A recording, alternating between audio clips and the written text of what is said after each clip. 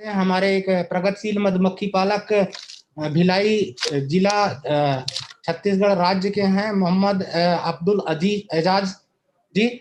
आप मेरी आवाज को सुन पा रहे हैं तो आप अपने को अनम्यूट करें और कृपया आप अपने अभिव्यक्ति और अपने विचार व्यक्त करें। हो गया, रिकॉर्ड भी हो रहा है। सभी गुणीजनों को और गुरुजनों को बहुत बहुत नमस्कार। मैं बहुत बहुत आभारी हूँ डॉक्टर विश्वकर्मा साहब का कि आपने मुझे इस पटल पे स्थान दिया।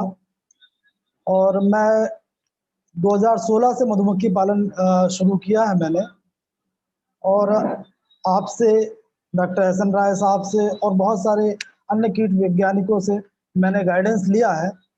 और छत्तीसगढ़ में मैं मधुमक्खी पालन कर रहा हूँ। एक ज़माना था कि छत्तीसगढ़ में एक भी मधुमक्खी कॉलोनी अगर ढूंढने जाओ तो नहीं मिलती थी। आज आप लोगों के आशीर्वाद से, ईश्वर की दया से लगभग सभी ज़िलों में मधुमक्खी की कॉलोनियाँ उपलब्ध हो पाती हैं, हम कर पा रहे हैं। और अभी इस प्रोग्राम में मैं लगातार जुड़ा हुआ हूँ। बहुत सी बारीक बारीक और छोटी छोटी टिप्स जानने मिली जो बहुत ज़रूरी है और जिससे निश्चित रूप से हम जैसे मधुमक्खी पालक जो है लाभान्वित होंगे।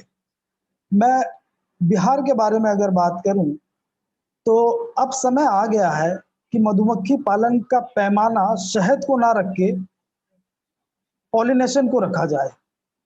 अब बात ये होना चाहिए कि हमारा जो कल्टीवेटेड एरिया है, जो हमारा कृषि और उद्यानिकी का रकबा है, उसमें कितनी मधुमक्खी कॉलोनी की ज़रूरत है। क्योंकि अन्य देशों की अपेक्षा में, जैसे चीन की अपेक्षा में, हम अभी भी 100 टाइम्स पीछे हैं। तो हमको अब अपना पैमाना बदलना होगा। हमको शहद के पैमाने से अब जो है पॉलिनेशन के पैमाने पे शिफ्ट होना होगा। तभी हम अपनी आने वाली नस्लों के लिए, आने वाली पीढ़ियों के लिए फूड की जो है सिक्योरिटी दे पाएंगे। खाद्य सुरक्षा पॉलिनेशन के थ्रू ही संभव है, और वो तभी हो पाएगा जब हम इस बात कल्टीवेटेड एरिया के लिए कितनी मधुमक्खी कॉलोनी की जरूरत है। उसके लिए जो हमारी एपिस मेलिफेरा का वर्किंग एरिया है, करीब 1.5 से 2 किलोमीटर ना, तो उसमें जो मैंने कॉलोनी को एरिया दिया जाए तो वृत्त में 7 वर्ग किलोमीटर वो काम कर सकती है, यानी लगभग 1730 एकड़ क्षेत्र में कार्य कर सकती है। तो हमको ये पॉलिसी बनाना होगा कि हर 50 किलोमीटर के बाद 1500 से 2000 एकड़ में बी सपोर्टेड क्रॉप्स की अवेलेबिलिटी साल भर हो। सबसे जरूरी काम ये है। मैं आपके कार्य पॉलिसी मेकर्स जो है हमारे देश के, उनको ये कहना चाहता हूं कि हर 50 किलोमीटर के बाद 1500 से 2000 एकड़ का एरिया हमारे पास बी सपोर्टेड क्रॉप्स का होना चाहिए, पहली बात। दूसरी बात, हमारी जितनी बहुत ज़्यादा पानी का यूज़ करने वाली फसलें हैं, जैसे गर्मी की धान है, तो उससे हमारा पानी भी बहुत ज़्यादा कंज्यूम हो रहा है और हमको फ़ायदा भी कम मिल रहा है।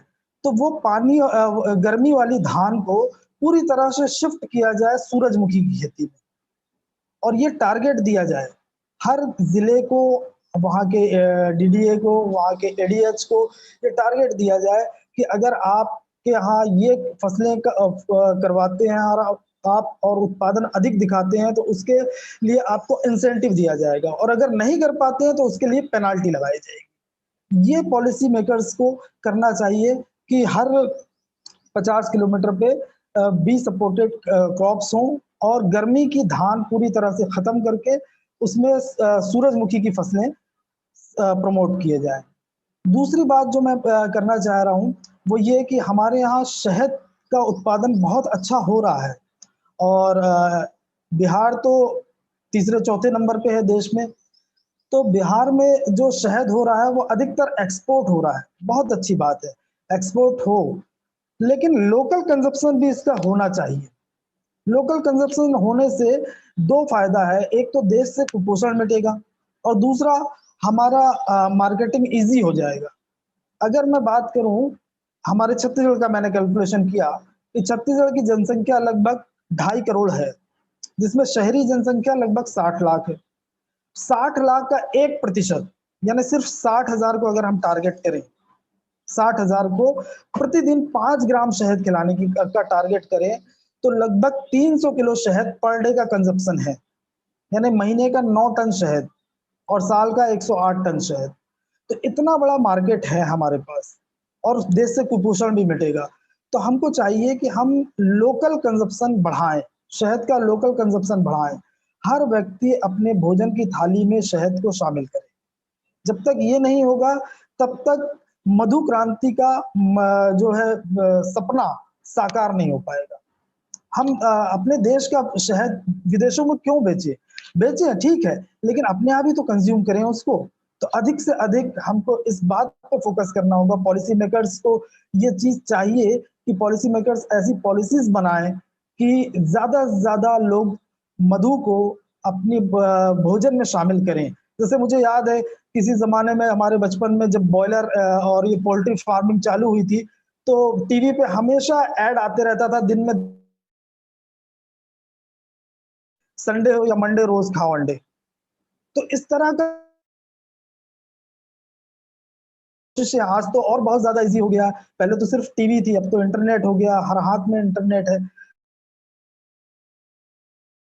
की जाए भोजन शहद को भोजन में शामिल करने के लिए, ये हमारे देश के पॉलिसी मेकर्स कर सकते हैं कि शहद का कंजप्शन बढ़ाएं। शहद का लोकल कंजप्शन बढ़ेगा तो बढ़ेगा। तीसरी बात मैं जो कहना चाहता हूं सर, वो ये कहना चाहता हूं कि कृषि विभाग, उद्यानिकी विभाग और वन विभाग, इन तीनों को मिलकर काम करना होगा। जब तक ये मिलकर काम नहीं करेंगे तब तक जो है मधुमक्खी पालन सक्सेस नहीं हो पाएगा। तीनों मिलकर, कोई भी पॉलिसी एक डिपार्टमेंट अकेला ना बनाए। हर डिपार्टमेंट, मधुमक्खी पालन की पॉलिसी अगर बने तो उसमें कृषि विभाग भी शामिल।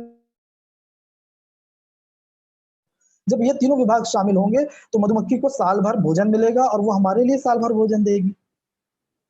चौथी बात जो मैं कहना चाहता हूं वो ये कि मैन पावर डेवलपमेंट पे हमको काम करना है। मैन पावर डेवलपमेंट के लिए बहुत ज्यादा जरूरत है और आपके यहाँ बहुत अच्छी अच्छी ट्रेनिंग्स होती हैं। मैं खुद भी आपके यहाँ से बहुत फायदा उठा चुका हूँ और मैं चाहता हूँ कि मेरे प्रदेश में भी आप लोग थोड़ा सा ध्यान दें। हमारे प्रदेश में काम कम हो पा रहा है, हम कोशिश करेंगे कि आपके यहाँ आए और आपके यहाँ से और सहयोग लें।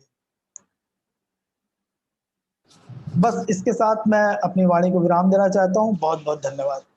धन्यवाद एजाज जी, आपके बहुत अच्छे पॉइंट मिले और डेफिनेटली ये पॉइंट जो है आपका वन विभाग, कृषि विभाग, उद्यान विभाग, कन्वर्जेंस का, इस तरह कई भी पॉइंट आपने जो बोले ना कि हम लोग एक्सपोर्ट की ज़्यादा बात करते हैं, इंटरनल कंजम्पशन की बिहार में डेफिनेटली हम मधु वाले जो पैदा कर रहे हैं वो भी मधु नहीं खाते हैं।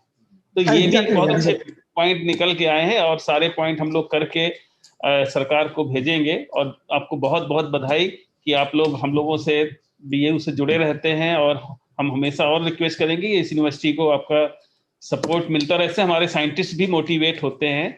और जी सर, आज आपने हमें समय दिया, धन्यवाद। धन्यवाद बहुत बहुत एजाज जी। आप एक बेसिकली पेशे से इंजीनियर होते हुए भी